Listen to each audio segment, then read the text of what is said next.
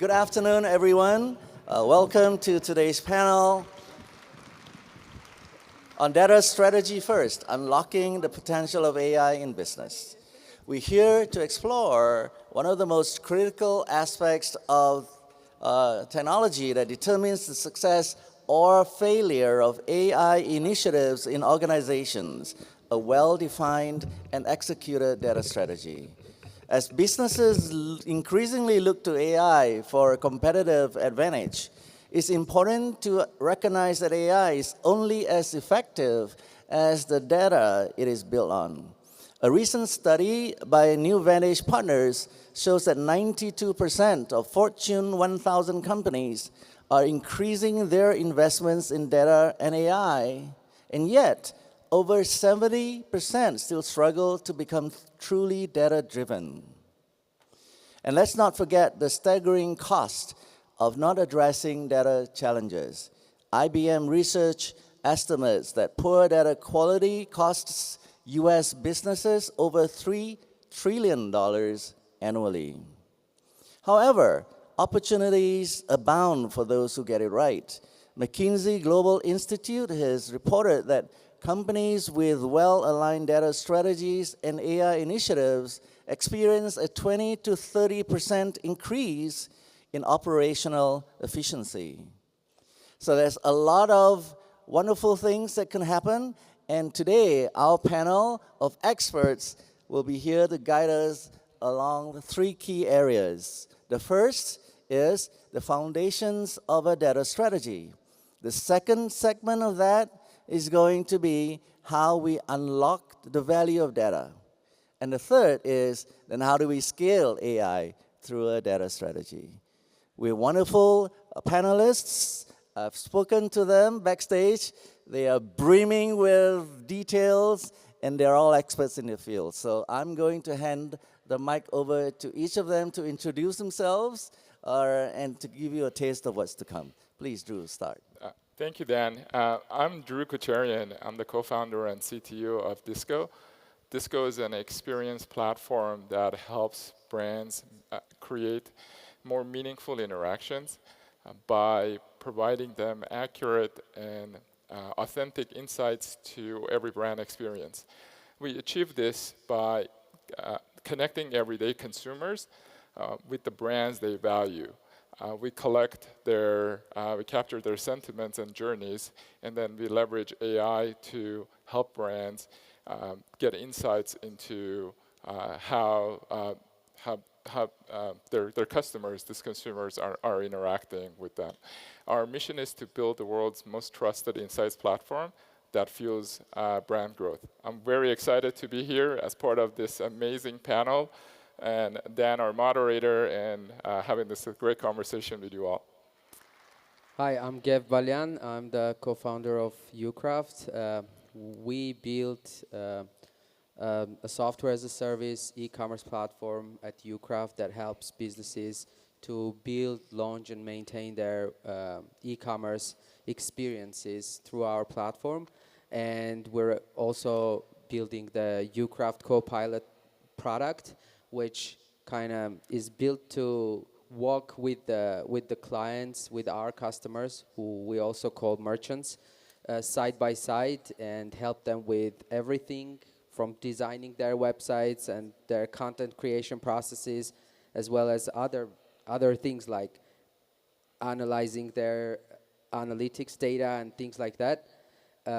So yeah, our mission is to build a platform and empower local small to medium-sized businesses do great business in their local territories. Thanks. Good afternoon. My name is Dmitry, and I'm proud to be here. And if you ask me what is my background, I always tell I'm a consultant. I started my career quite a long time ago, and I've been in with Bearing Point. I was partner in Accenture, then I was with Boston Consulting Group, and now I'm deep into engineering with EPAM, where I lead our AI capabilities within Middle East. I'm based in Dubai.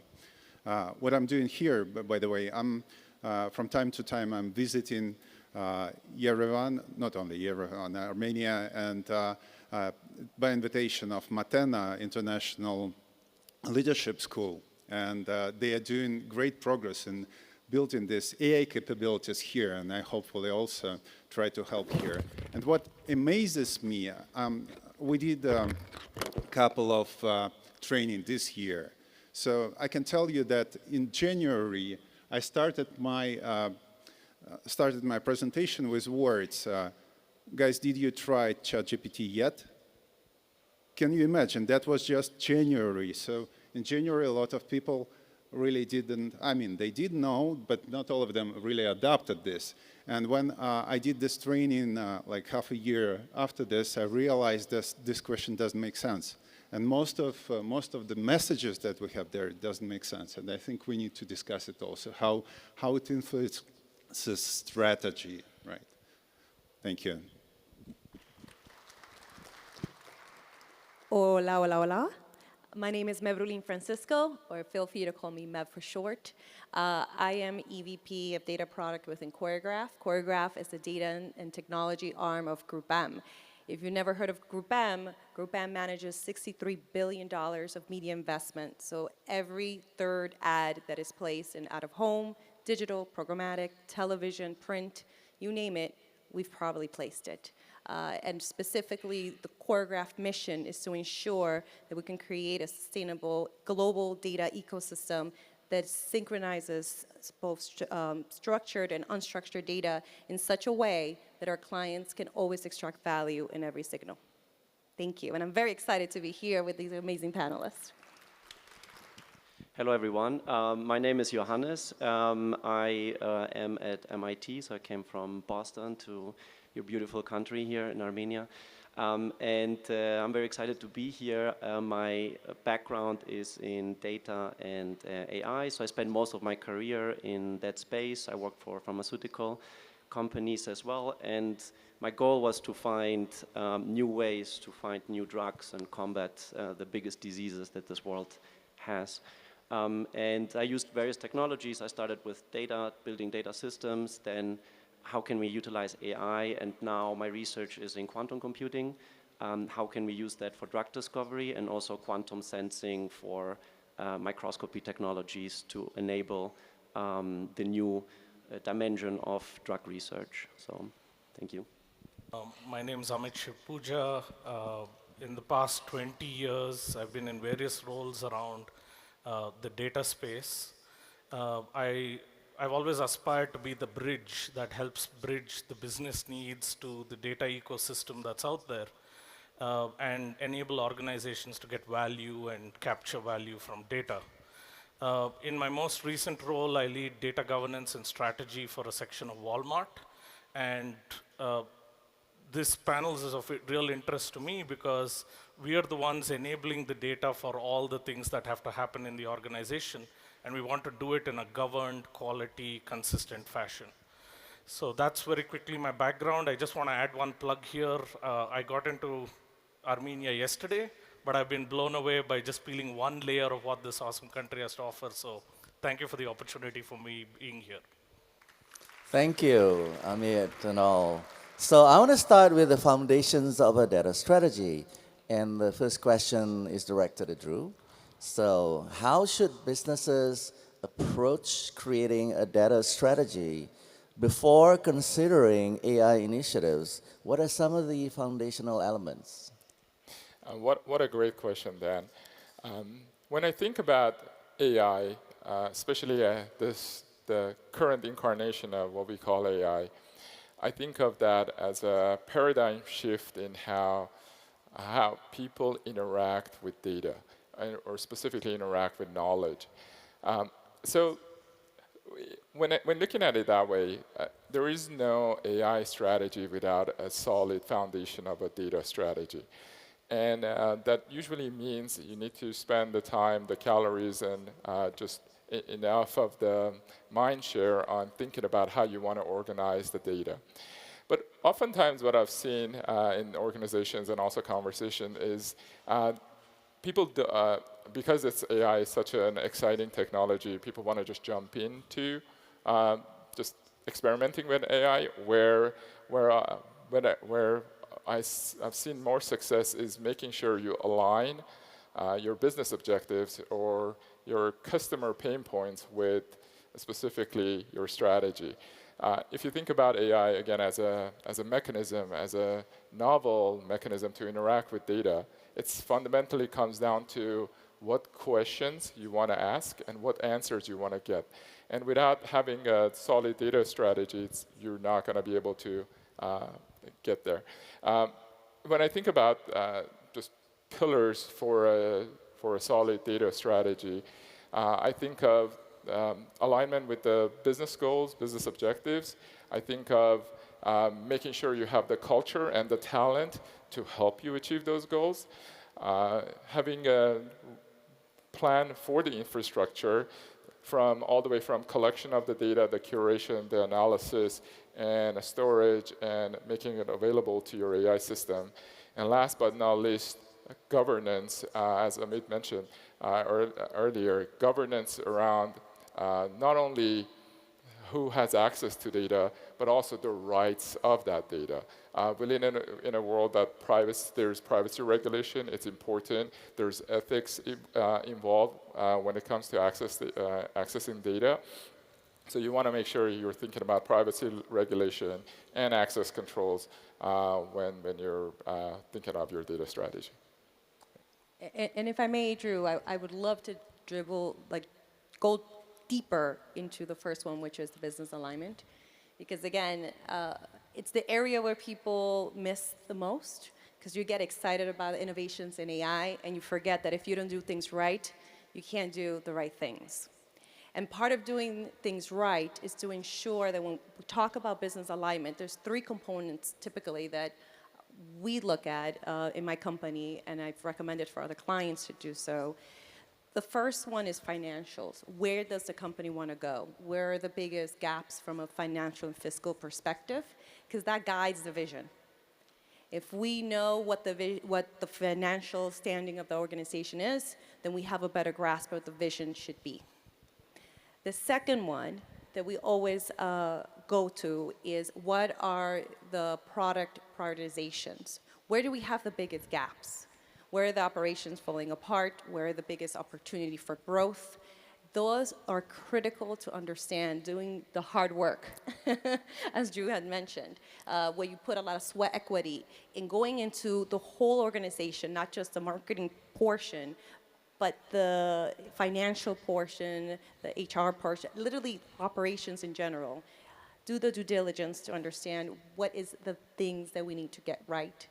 And the third input, and very critical input, is what data we have now. And we sometimes go through the exercise of saying, I have to acquire it, I have to go to a partner, I have to go on new, and we forget that we generate a lot of data. For many of global companies, that's the case. And it's a really great exercise to understand what you have, because when you know what you have, you can fill the gaps of what's still missing. Those are the 3 inputs that will define what your data strategy should be, how you should lean, and then where you prioritize. Because the reality is, as my company is large, we still don't have all the unlimited resources. So you still need to prioritize, and it's a great framework to get you to do that. Just building off something Meb said, I want to kind of approach this from the perspective of the organization. This is another classic example of it takes a village, right? Often when people think about data strategy or any of the data components, they tend to look at IT or data teams and the like. This truly begins even when somebody comes up with a product idea. We need all of those players, like multiple panelists have alluded, to be part of that conversation and part of that journey. So data quality can't occur unless it starts as early as possible. Data governance cannot be enabled by waking up one day and saying we want data governance. So I just want to reiterate the whole thing that every person in the organization, from the consumer to the generator to everybody in between, has that key role to play and should figure in that data strategy. Nice. So we can come back to this afterwards, but I want to quickly move on to the next segment, which is how do we unlock the value of data? And on that, let me just call on Johannes.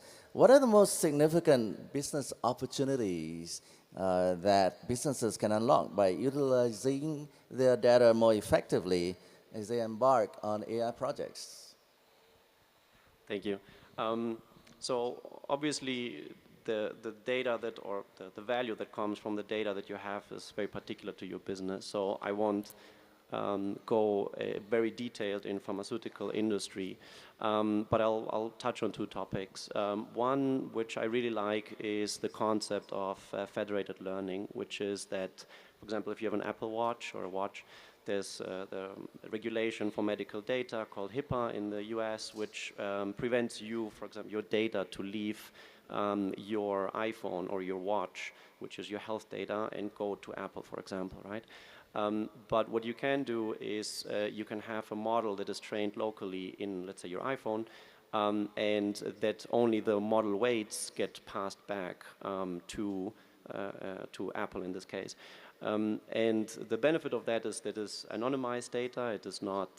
It doesn't go back to you as a personal data. It's not. It's still compliant with HIPAA and GDPR and so on. And the same concept you can apply by utilizing the processing power of, let's say, iPhones, iPads, laptops that you all have and we all have, but also train your models without getting the data.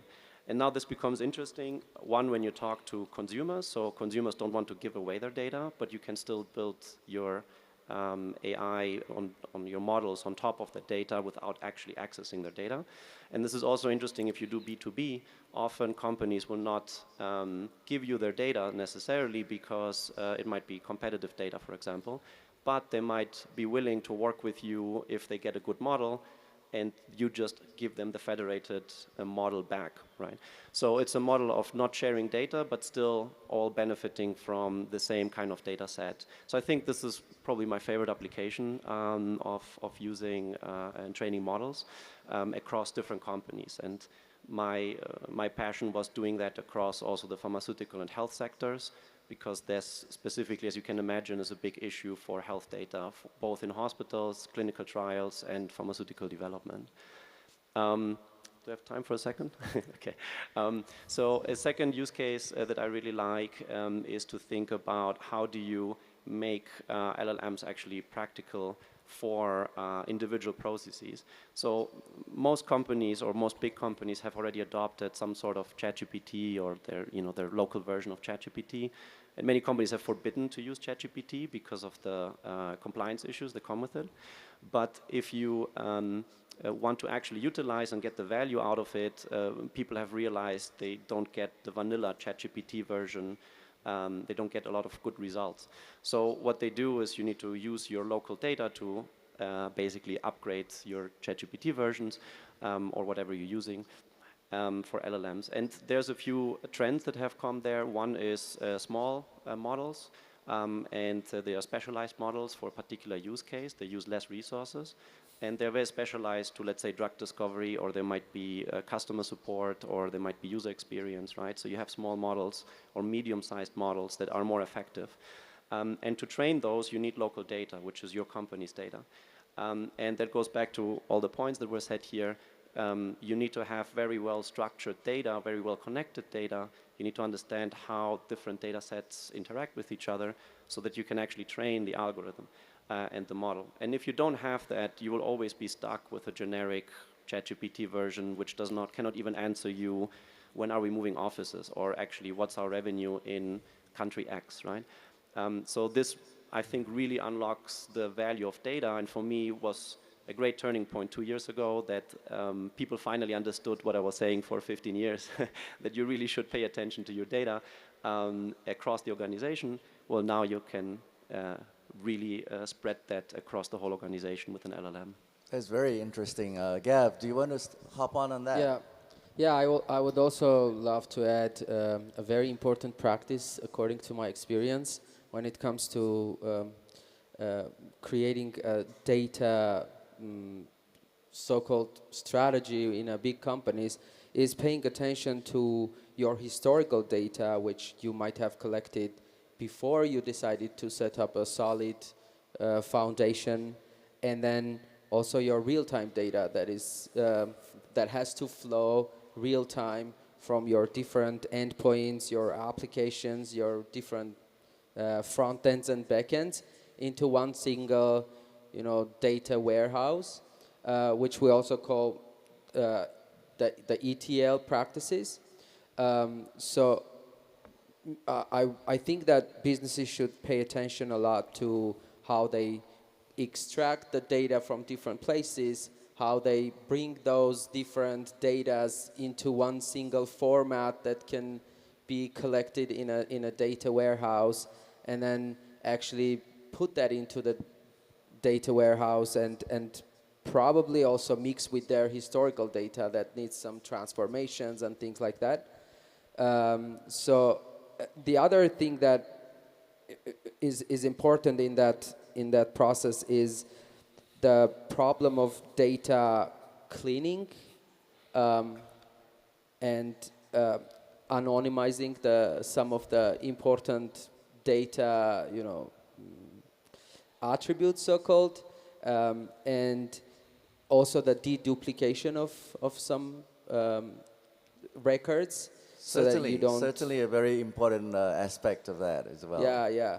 So you don't kind of store unnecessary data that later AI will use to predict something or to promote something or whatever. Excellent. Hold that thought. Thanks. While I just go to the audience and ask the audience, we talked about unlocking the value of data, but at the same time, as individuals, sometimes we are concerned about businesses, about entities that use our data without our consent. By show of hands, please share with us how many people are concerned about wrongful use of data.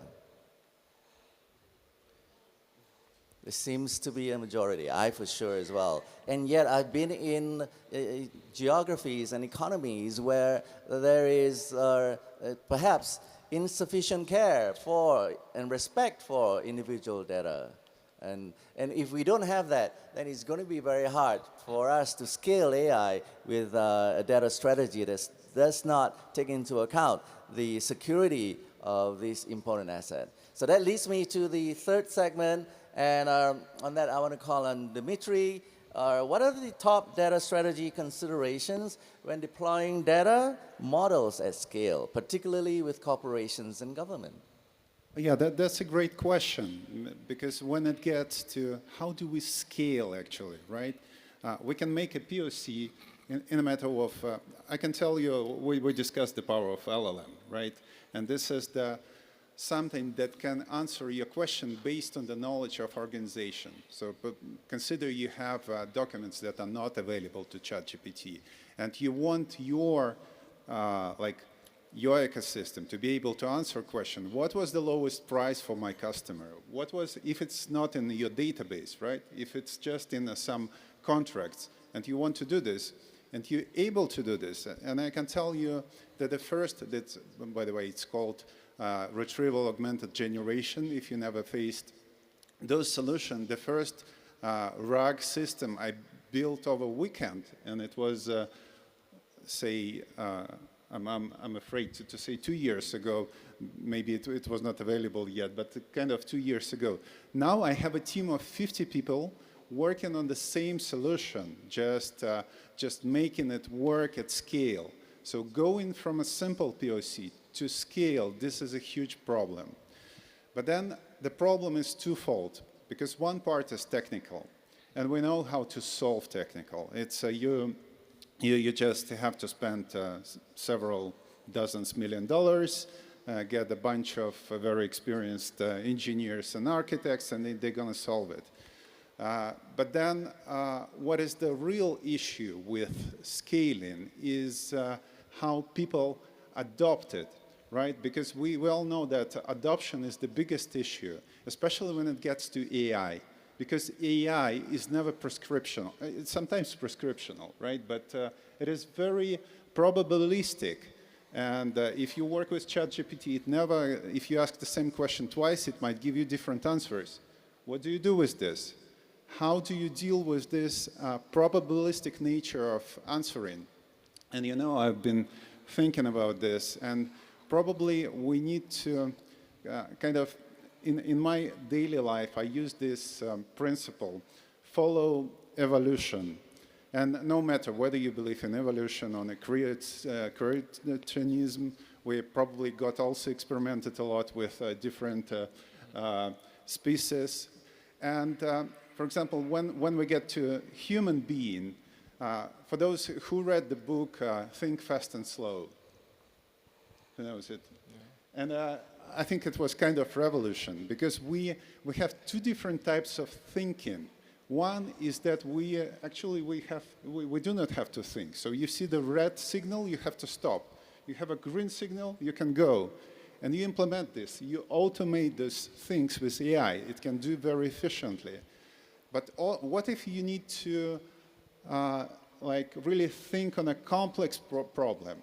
And the complex can be either a problem which is requires you to think or analyze what type of data do you have. Is it like you have operational data or audited data? How do you distinguish them? On which data you rely? Which data you can trust? Or it can be ethical problems, or it can be also security problems.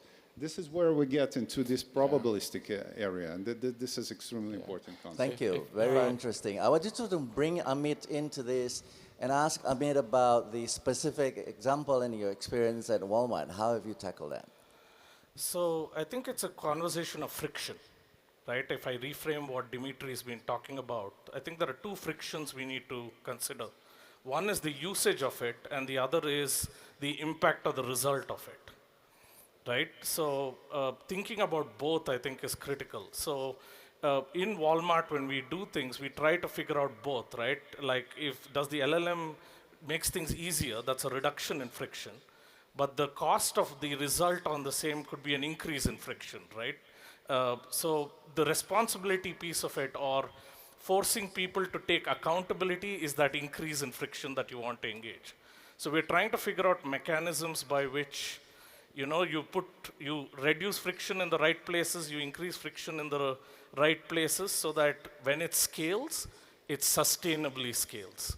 So people are not just running an LLM because it's convenient, but they're ready to take the consequences of using the result of the LLM. That's fascinating, because it sounds like you're saying not everything has to go fast. In some cases with customers, you may actually want to slow them down just so that you can scale. Yep. Fascinating. Mab, I think you sound like you want to add something to that. I'm looking at Drew like, oh, high five. Yeah. Sorry, guys. I don't care what anybody says. Data is sexy, and this topic is sexy.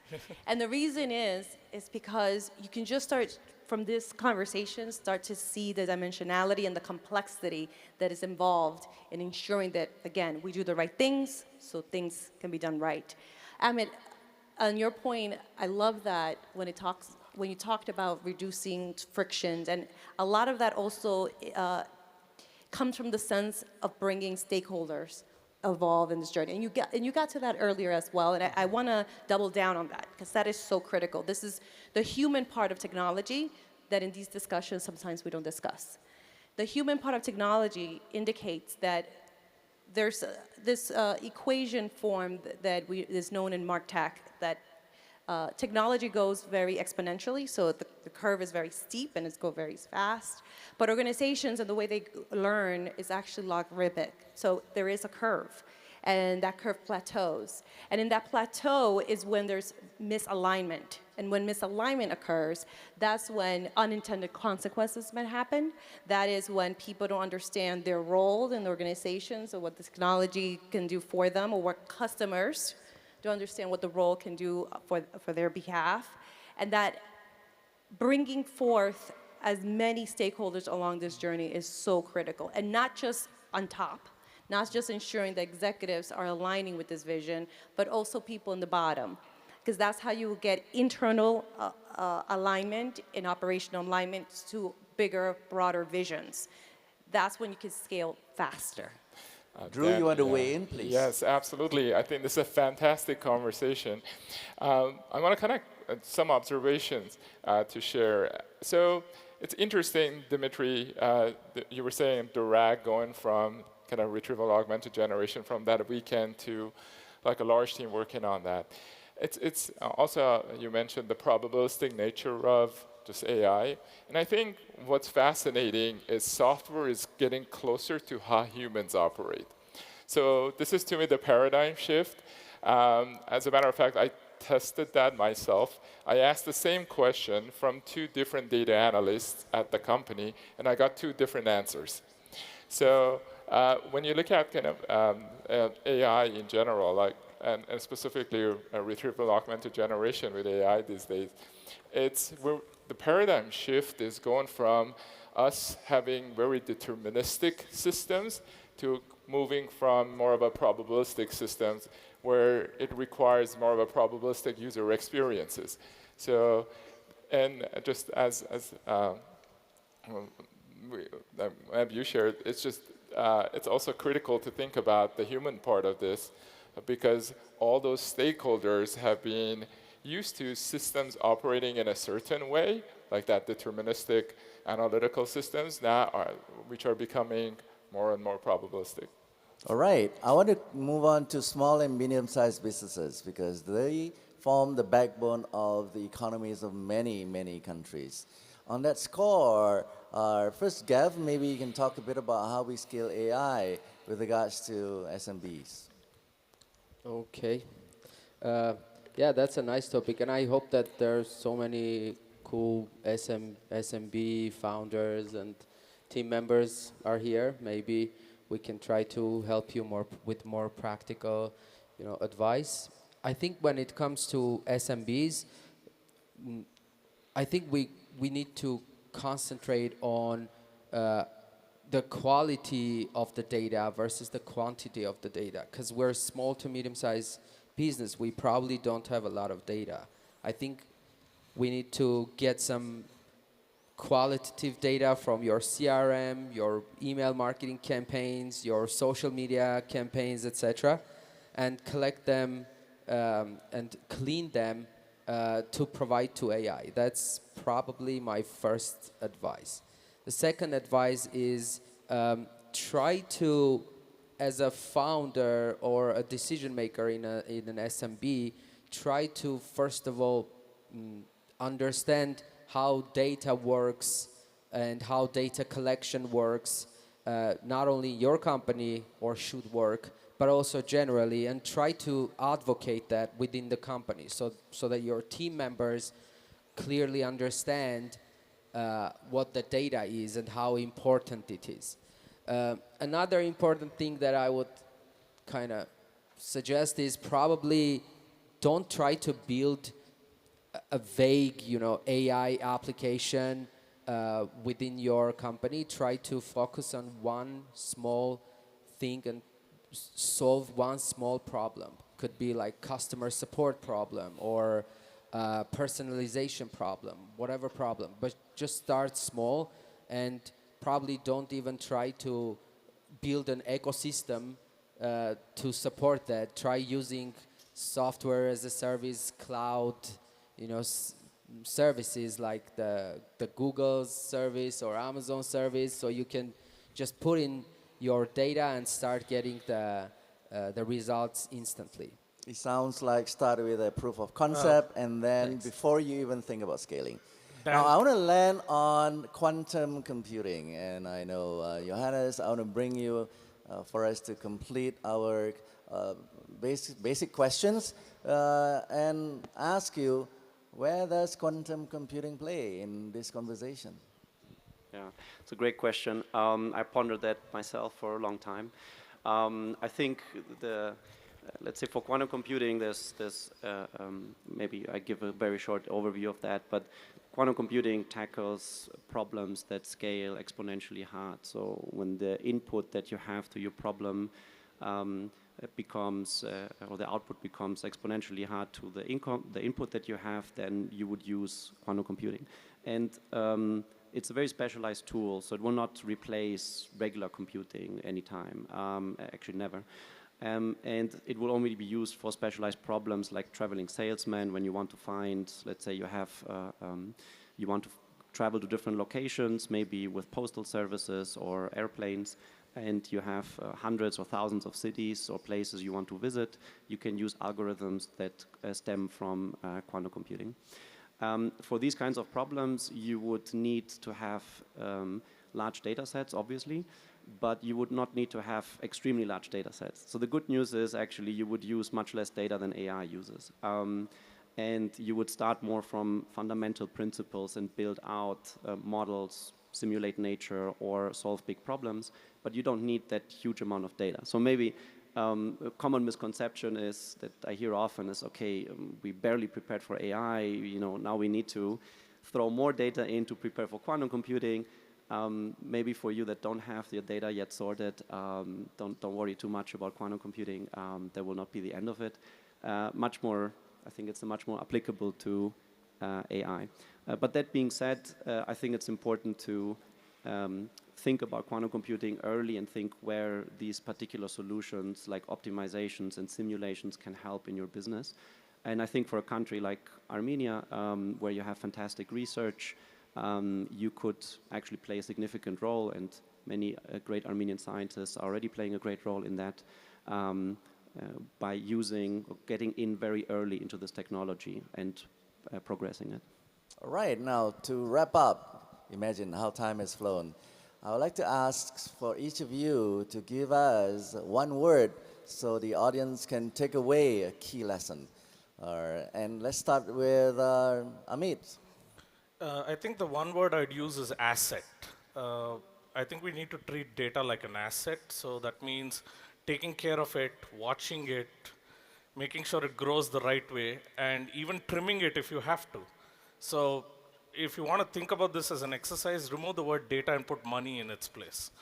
Right? Almost the broad concepts that you apply for any corporate or money asset, you can apply to data conceptually, of course, tailored based on the thing. So I'd say asset is the one word I'd use as part of this journey, even for AI. Thank you. Johannes, please. I would say everyone. So there's a nice book from the MIT Press, a colleague of mine, which is called Data's Everyone's Business. It's a great read, it's quite small. But the idea is that, I think the theme was here, it's not just the ITs or data scientists or anybody else, a particular role, but the whole company or the whole organization, and even you as consumers of a product, this is your business too. I think the word that I'd use is prioritize. And I go back to doing the right things so you can do things right, especially innovations that are coming forth in quantum computing where you don't need a lot of data, but you do need data strategy to embolden, to ensure that you are leveraging the value of the signals that you do have. And in a world where you don't have unlimited resources, prioritization becomes key. It's the hardest part because then that means that something has to give. You can't do all at once. I've got mine. Mine word will be think. Let me be the analytical one. And actually it stands for think fast and slow. And I just encourage you to adapt this way of thinking, the way the human think, and consider our, let's say, IT solutions, ecosystems, as the new human being that can think fast when you need to take a fast decision, and think slow when you need to really evaluate the idea. Yeah. Yeah, I think there has been some recent changes in our organization life, and my now #1 top. I'm very keen to making things very customer, focused. So my suggestion is to stay customer focused and make sure that you leverage AI not just for yourself and for your business needs, but you also take into consideration a whole bunch of different aspects of the customer's data and whatever has to be respected. So customer focus. Thanks. Andrew. Yeah, my word would be democracy, specifically in the context of democratizing access to knowledge. If you all think about just like contemporary times, the time before we had the internet and the World Wide Web, you would have to go to a library if you wanted to learn about a topic that you didn't have the book for. And then the internet came, and now you can be anywhere in the world and access information. To the point that we got so much information that then we had to innovate and build search. And what Google search did helped us, again, made it that much easier for people to access information and the knowledge they were seeking. Then the next paradigm shift for us was the mobile, right? Now you didn't have to be at your desk or at your computer. You could be anywhere in the world and access information and the knowledge that you needed. You had it at your disposal. And now the latest and what's happening with AI, it's a complete paradigm shift around how we are not accessing only information, but moving from that information to knowledge, and with reasoning and what that's kind of reasoning advancements that are happening with this LLMs, we get to a place that you potentially can go from knowledge to wisdom, and the systems are helping you get to wisdom and find the answer to your questions. Thank you, Drew. And my last word is PIE, P-I-E. It's first, how do we grow the economic pie by growing the technological pie? And the technological pie, for me, is first processing power for the P, ingenuity for human brain power, and E, electricity. As we just discovered, without electricity, we can't even do anything. So PIE pie, the technological pie, to grow the economic pie. And as the moderator, I have the advantage of just giving myself one more word, and that is merci, merci. Thank you so much. Thank you. Please. Thank you. Appreciate the wonderful panel and a great audience. Thank you so much. Appreciate Thank you. you, Dan. Thank you so much for Snorre moderating.